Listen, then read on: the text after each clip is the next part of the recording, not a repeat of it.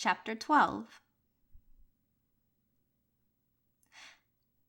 As his sleek form walked the halls, instincts began to trigger. For some reason, his primal subconscious was sensing danger. Sethal Trohan had gone far in life heeding that ancient warning, all in the warrior caste of his species. The ability to infer danger was honed through years of training, starting at adolescence, and through maturation as an adult. The culture was steeped in respect as well as practicality.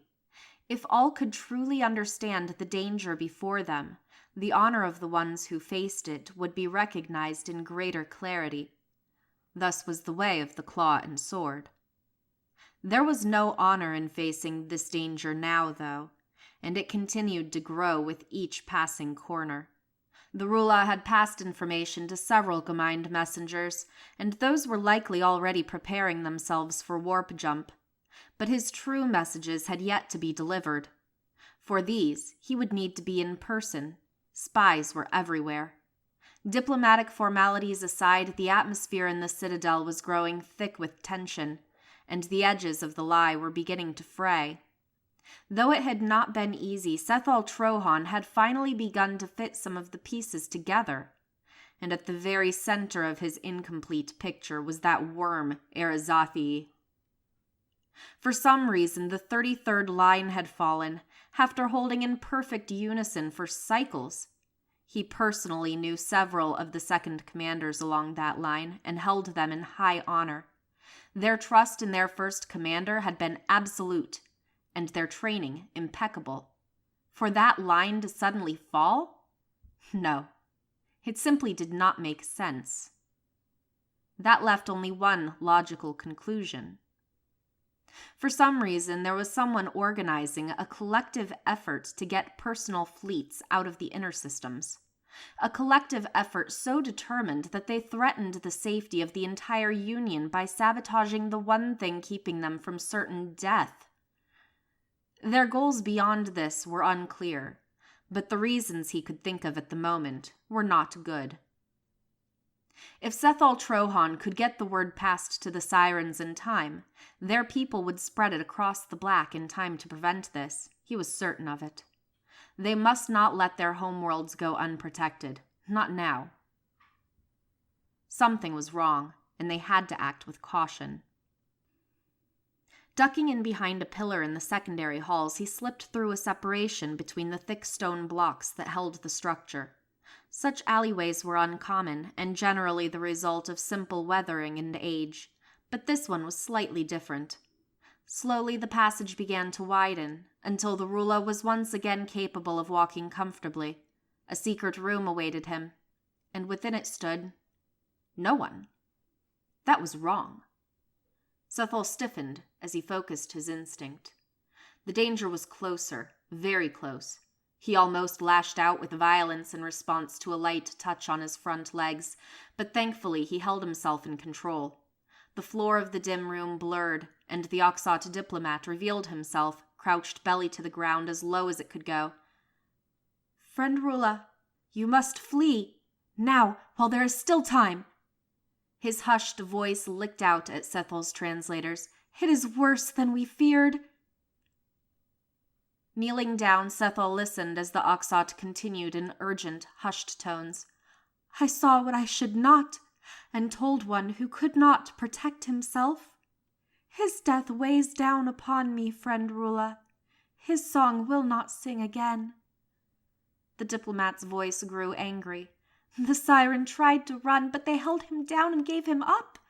All this time it was right in front of us, so obvious it hurts to think back." "Calm, Oxot. What has happened? Who has taken the siren? Was it the slime Arazathi?" "There is no time. Leave now. You must flee, Sethal Trohan, flee, and trust no one. They are everywhere, and we have failed in all rights to stop them." He shuddered in terror. "If anything, we've only made them more deadly." The Oxot seemed to mold back into the floor of the dim room as it slowly backed away before issuing one final statement. "Trust no one." As the room once again fell silent, the air seemed to fall into a chill. Calmly, Sethel Trohan drew his ceremonial blade from the sheath at his midsection, and respected the weight in his upper arm as he listened. Testing the stone-cooled air with his three-pronged tongue, he began to detect scents with greater clarity. Still wafting was the faint residue of terror. The Oxot had been genuine in its warning, but as to what the cryptic message had meant, he was not yet certain. As he slowly crept through another passageway toward his quarters, he kept his weapon ready. Until he was back within the sight of witnesses, he was not certain of his safety. As he exited out into another hall, he could have sworn he heard a scream echo from the alley. As he waited in the shadows for any indication of why, he found time passing with no explanation. Finally, Sethel sheathed his weapon and began to walk down towards the main halls once again, cutting into the crowd with a casual step. Trust no one had been his warning. No one. Without some semblance of trust, he was uncertain of how to advance further. If the siren had fallen, then he would need to contact someone within the Traders' Guild. As the crowd ahead began to part, he saw something that made him physically turn to be certain his eyes had not deceived him. Several Oxot diplomats and representatives were speaking with Arazothi and several of his supporters. Their animated discussion barely registered through his translator. As he continued, he recognized one of them. "Trust no one." The memory of that statement resonated now. Had he been played? Had this simply been an effort to slow him from spreading the word of warning? As he met the Oxot's gaze, no recognition flashed over its scaled face. None whatsoever. Sethel continued towards his quarters while suppressing his sense of danger. Once again, something felt very wrong. His pace increased until he had left the main halls and passed out into the near empty streets of dusk. Ancient stone walkways carved through the surrounding city, and the buildings were much of the same. Inside their structures would be technological marvels that could do almost anything imaginable, but outside, in the setting light of the blue star, the Rula could almost imagine things were as they had been before the Union. He often wondered what life must be like to an undiscovered species. By now, there were likely none left in the galaxy. Any that had not been on the Union side of things would have been wiped out by the consumption long ago. What worlds they possessed reduced to dust and fragments. There had only ever been one race to have survived that plague, and the Union had dealt with them as it had done with all things it considered a threat. It sickened Sethel to think on it, and remember the words his broodmother had spoken on the tragedy. His species lost so much honor that cycle, and they would never be able to redeem themselves in his eyes. To act in fear and not thought, such things were beneath them. And yet they and so many others had. What could be recovered from that species had been little. Their worlds had burned as surely as the consumption they had held at bay, and their ships were little but fragments. From what their probes could collect out in the deep space radio waves, the species had risen in such a way that was unthinkable when compared to those within the Union. There had been thousands of languages and nationalities among their kind. Governments had their rise and fall, and so did nations, but their progress never stopped. In the brief snippet of radio wave interception their probes could collect, barely 600 cycles in all total, the species had jumped from their home planet to almost their entire system, from primitive fuel sources to harnessing the very nature of the universe in which they existed. Even after withstanding the consumption for as long as they had, the creatures had been capable of fighting through an AI-descending quarantine array. He had watched the surviving recordings and analysis. They had been brave, beyond anything he had ever witnessed in his lifetime.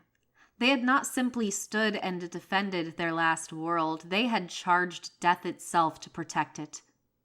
Even when the combined armies of almost every species in the Union had come upon them, they had defended their homeworld fearlessly, hopelessly. Such honor had been rewarded by genocide. No.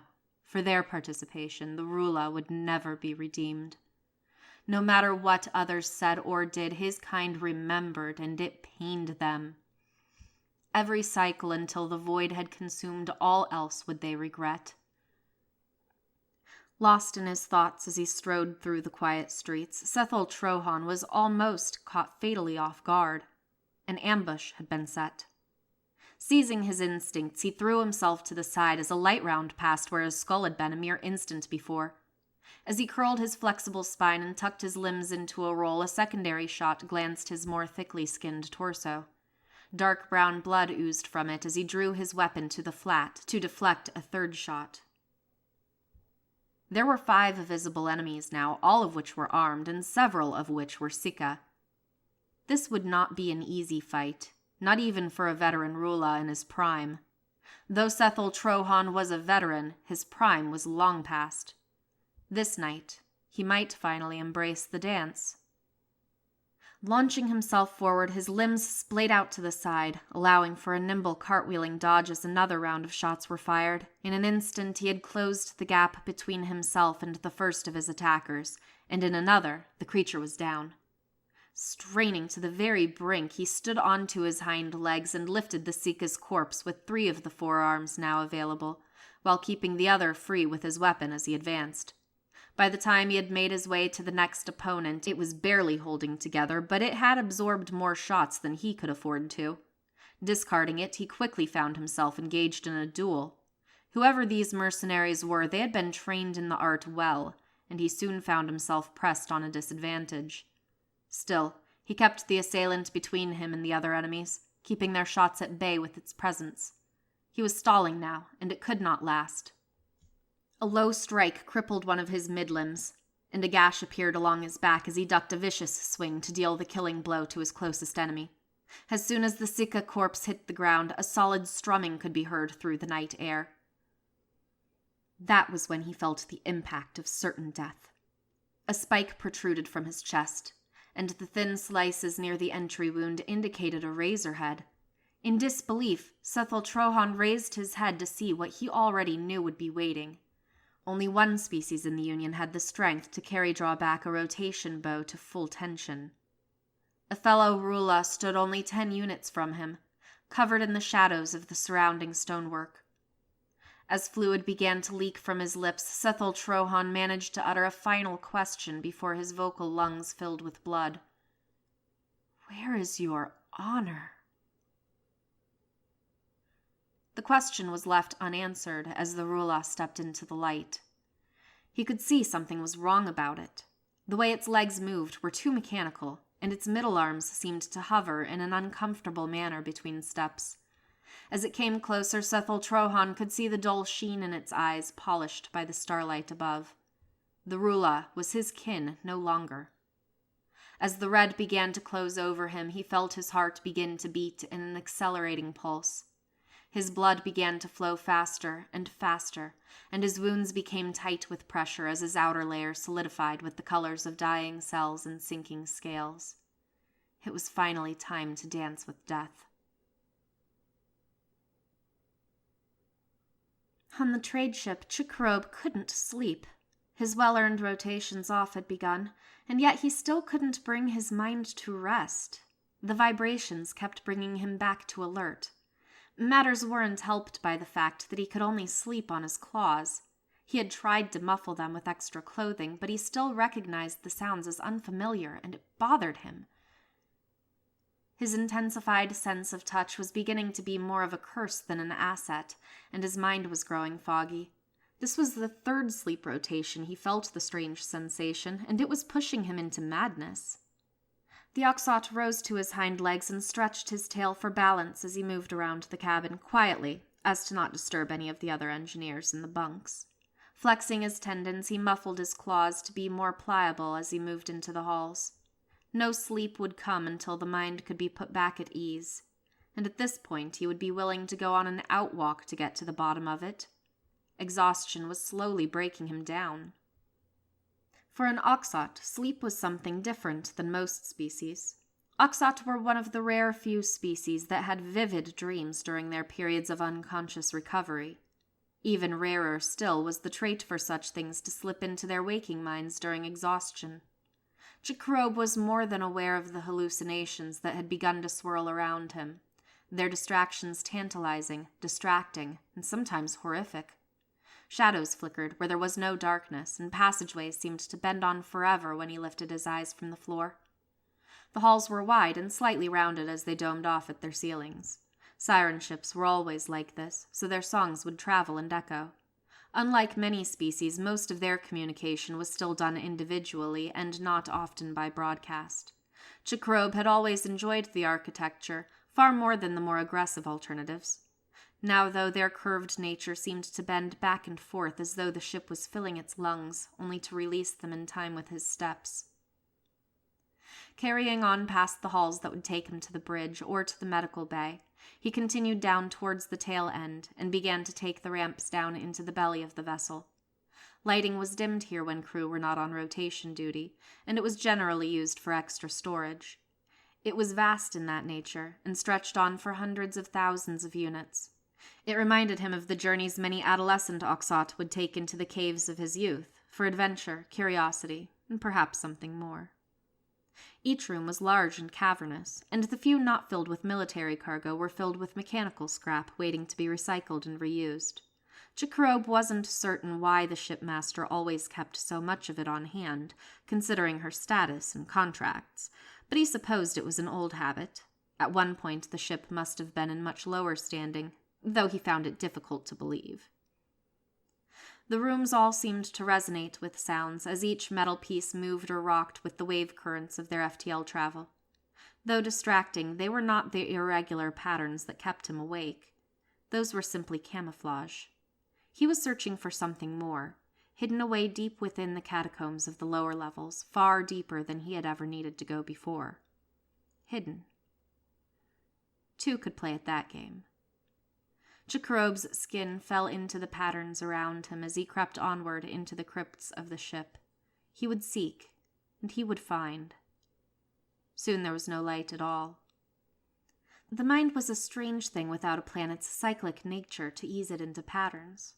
When is one to sleep or wake when there is no true rotation of light and dark, of hot or cold, of safety and danger? When was the mind and soul alive the most? Perhaps the waking world was the dream. Jacob pondered these things as he crept ever onward, slowly descending onto all fours with an ancient intuitiveness. His instinctive mind was focused on the vibrations, and his body followed obediently while his true mind fought for sanity. The dark had not always been safe for his species, and he often found himself drifting as he tried to focus his attentions. The abyss of darkness around him seemed to flicker with motion, but only when he turned away from it. It danced as if amused, or as if frightened. It was a long time before Jacob found the awareness to bring a true thought to his mind. Where was he? He was deep into the lowest levels of the ship now, possibly on the base hull between their fragile environment and in the black. The ever-black. Even before they had taken to the stars, they had stared at it in awe, a space so vast it contained everything there was and nothing at all, endlessly. Even in this ship, even if his feet were on the soil of his home world, he would still be within it. He was it, in a way.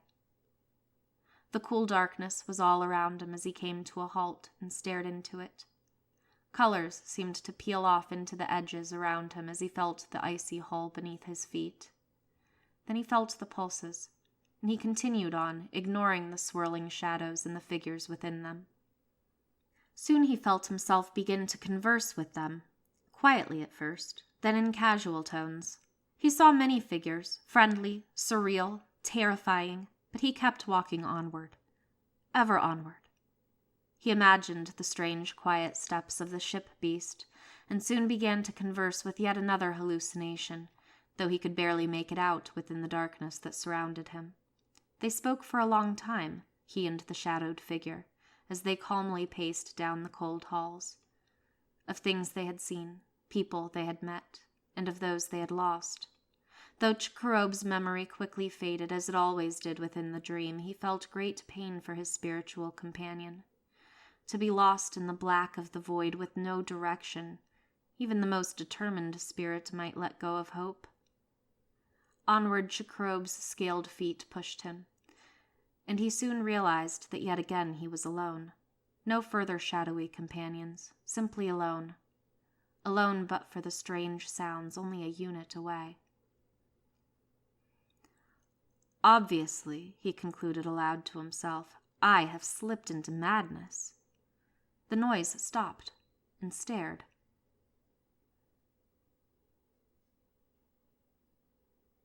He felt he should tell someone what he had seen as he slowly trekked back through the labyrinth of the underhall. But as he passed through the cold, dark rooms, he began to wonder why.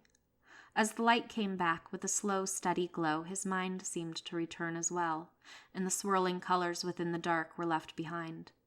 Perhaps it had simply been a spiritual journey, brought about by his lack of sleep and the stresses of his new position in the crew. He had gone into the black and returned, reborn in a strange way. As he laid down upon the floor in his cabin, he felt the sweet embrace of warmth and closure.